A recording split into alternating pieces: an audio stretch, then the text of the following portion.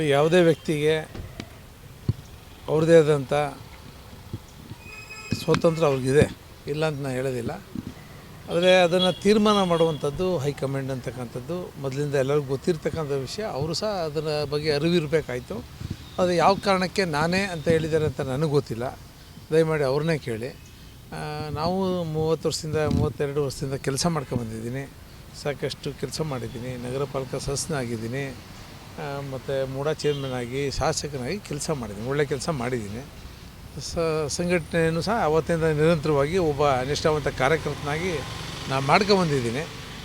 ಆದರೆ ಇವತ್ತು ಅವ್ರು ಯಾವ ಕಾರಣ ಕೇಳ್ತಾ ಇದ್ದಾರೆ ನನಗೆ ಗೊತ್ತಿಲ್ಲ. ನನ್ನ ಬಗ್ಗೆ ಯಾವುದೇ ರೀತಿಯಾದಂಥ ಆಪಾದನೆ ಇಲ್ಲ, ನನ್ನ ಬಗ್ಗೆ ಯಾವುದೇ ರೀತಿಯಾದಂಥ ನಾನು ಹೋಗಿ ಯಾವುದೇ ರೀತಿಯಾದಂಥ ಸ್ಟೇ ತಗೊಂಡಿಲ್ಲ. ಈ ರೀತಿ ಎಲ್ಲವೂ ಸಹ ಗೊತ್ತಿರ್ತಕ್ಕಂಥ ವಿಷಯನೇ.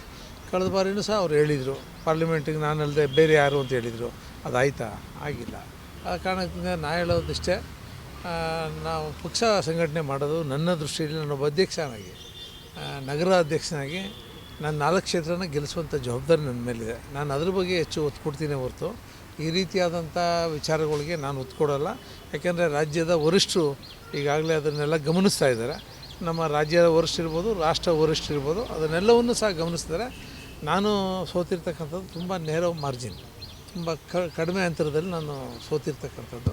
ಕಳೆದ ಬಾರಿ ನಾನು ಸೋತರೂ ಸಹ ಗೆದ್ದಂಥ ಸಂದರ್ಭದಕ್ಕಿಂತ ಹೆಚ್ಚು 18,500 ಓಟನ್ನು ಹೆಚ್ಚು ಮತ ಪಡೆದಿರ್ತಕ್ಕಂಥವ್ರು ನಾನು. ಅದರಿಂದ ಅವರು ಸಹ ಅರ್ಥ ಮಾಡ್ಕೋಬೇಕು. ಅವರು ಯಾರೂ ಸಹ ಪಕ್ಷದ ಇತಿಮಿತಿಗಳನ್ನ ಮೀರಿ ಹೋಗುವಂಥದ್ದು ಆಗಬಾರ್ದು. ನಮ್ಮ ಕಾರ್ಯಕರ್ತರಲ್ಲಿ ಗೊಂದಲ ಬೇಡ ಅನ್ನೋಕ್ಕೋಸ್ಕರ ನಾನು ಕ್ಲಾರಿಫೈ ಮಾಡ್ತಾಯಿದ್ದೀನಿ ನಿಮ್ಮ ಮೂಲಕ. ಯಾವುದೇ ರೀತಿಯಾದಂಥ ಗೊಂದಲಗಳು ಬೇಡ, ಸಾರ್ವಜನಿಕರು ಗೊಂದಲ ಮಾಡೋದು ಬೇಡ. ನಾವು ಯಾರು ತೀರ್ಮಾನ ಮಾಡೋದು ಅಂತಿಮವಾಗಿ ನಮ್ಮ ರಾಷ್ಟ್ರದ ಹೈಕಮಾಂಡ್ ಇದೆ, ಭಾಳ ಬಲಿಷ್ಠವಾದಂಥ ಹೈಕಮಾಂಡ್ ಇದೆ, ಅದು ತೀರ್ಮಾನಗಳನ್ನ ಮಾಡ್ತದೆ ಅಂತಕ್ಕಂಥದ್ದು ನನ್ನ ಉದ್ದೇಶ. ಯಾಕೆ ಚಾಮರಾಜ ಕ್ಷೇತ್ರನೇ ಆಯ್ಕೆ ಮಾಡ್ಕೊಳ್ತಿದ್ದಾರೆ ಅವರು? ಅದನ್ನು ಅವ್ರನ್ನೇ ಕೇಳಿದ್ರೆ ಉತ್ತಮ ಅಂತ ಅನಿಸ್ತದೆ. ಯಾಕಂದರೆ ಅವರು ಕಳೆದ ಬಾರಿ ನಾವು ಮಹಾರಾಜ ಚುನಾವಣೆಯಲ್ಲಿ 56,500 ಮತಗಳನ್ನು ನಾವು ಹೆಚ್ಚಿಗೆ ಕೊಡಿಸಿದ್ದೀವಿ. ಆ ಸಂದರ್ಭದಲ್ಲಿ ಅವ್ರು ಬರಲಿಲ್ಲ, ನಮ್ಮ ಚುನಾವಣೆಯಲ್ಲಿ ಅವ್ರೇನು ಬರಲಿಲ್ಲ. ಈಗ ಯಾವ ಬೇಸ್ ಮೇಲೆ ಕೇಳ್ತಾರೋ ನನಗೆ ಗೊತ್ತಿಲ್ಲ. ಅವರು ವ್ಯಕ್ತಿ ಅವ್ರದ್ದೇ ಆದಂಥ ಸ್ವಾತಂತ್ರ್ಯ ಇದೆ, ಅದಕ್ಕೋಸ್ಕರ ಅವ್ರು ಕೇಳಿರ್ಬೋದು, ಅದೇನು ತಪ್ಪು ಅಂತ ಅನಿಸಲ್ಲ.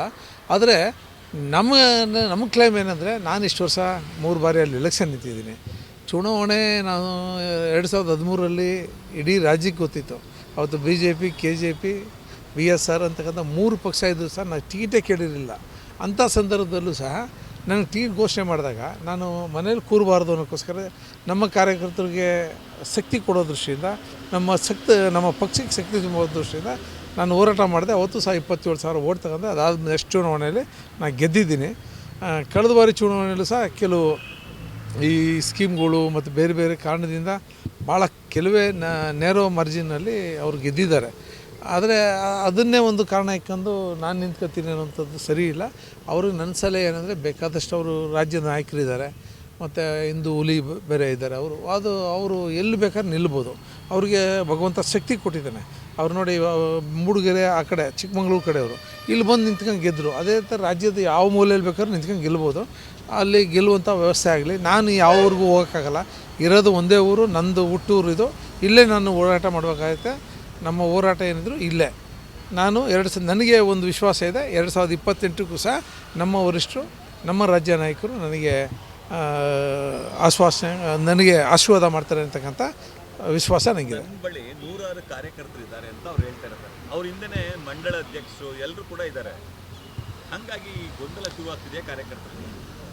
ಮಂಡಲ ಅಧ್ಯಕ್ಷರನ್ನ ಸಪ್ರೇಟ್ ಕರೆದು ಕೇಳಿ, ನೀ ಯಾರ ಪರ ನಿಲ್ತೀಯ ಅಂತ. ಅವ್ರು ನಿಲ್ತೀನಿ ಅಂತಂದಮೇಲೆ ಇದಕ್ಕೆ ನಾನು ಆನ್ಸರ್ ಮಾಡ್ತೀನಿ. ಸಾಕಷ್ಟು ಕಾರ್ಯಕರ್ತರು ನನ್ನ ಹಿಂದೆ ಇದ್ದಾರೆ ಅಂತ. ಅದು ಅವ್ರ ಭ್ರಮೆ. ಹೌದು, ಸಾಕಷ್ಟು ಕಾರ್ಯಕರ್ತರು ಅವ್ರಿಗೂ ಇರ್ಬೋದು, ಅದಕ್ಕಿಂತ 10 ಕಾರ್ಯಕರ್ತರು ನನಗೂ ಇದ್ದಾರೆ.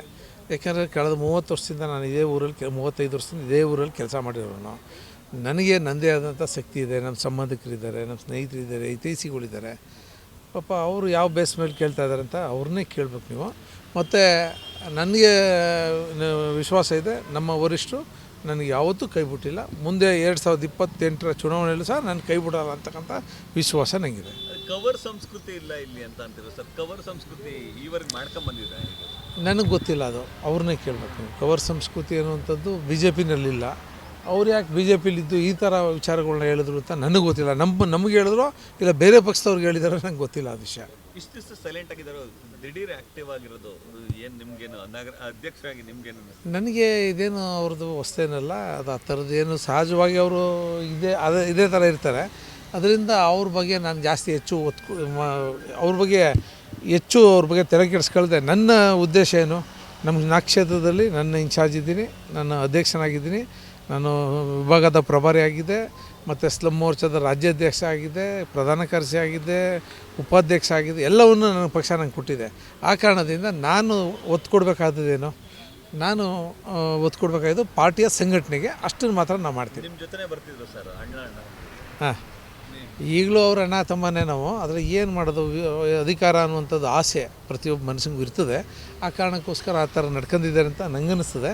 ಮುಂದಿನ ದಿನದಲ್ಲಿ ಅವರು ವರ್ತನೆ ಎಲ್ಲ ಬದಲಾಗ್ಬೋದು. ಎಲ್ಲ ಮಾತಾಡ್ತೀರಾ ಅವ್ರ ಜೊತೆ? ನಾನು ಯಾರು ಅವ್ರಿಗೇನು ನಾನು ಜಗಳ ಆಡಿಲ್ಲ. ಯಾವಾಗ ಸಿಕ್ಕರು ಹೇಳ್ತೀವಿ, ಮಾತಾಡ್ತೀವಿ, ಪ್ರತಿಯೊಂದು ವಿಷಯನೂ ಮಾತಾಡ್ತೀವಿ. ನಿಮ್ಮ ಮಾಧ್ಯಮಗಳ ಮೂಲಕ ಈ ರೀತಿಯಾದಂಥ ವಿಚಾರಗಳು ನಂಗೆ ಗೊತ್ತಿರೋದು. ನೀವು ನಾನೇನು ಪ್ರೆಸ್ ಮೀಟ್ ಮಾಡಿ ಹೇಳಿಲ್ಲ. ನೀವು ಮಹಾರಾಜರ ಜೊತೆ ಇದ್ದಾಗ ರಿಪ್ಲೈ ಕೇಳಿದ್ರೆ ಅದಕ್ಕೋಸ್ಕರ ನಾನು ಮಾತ್ರ ಕೊಡ್ತಾಯಿದ್ದೀನಿ.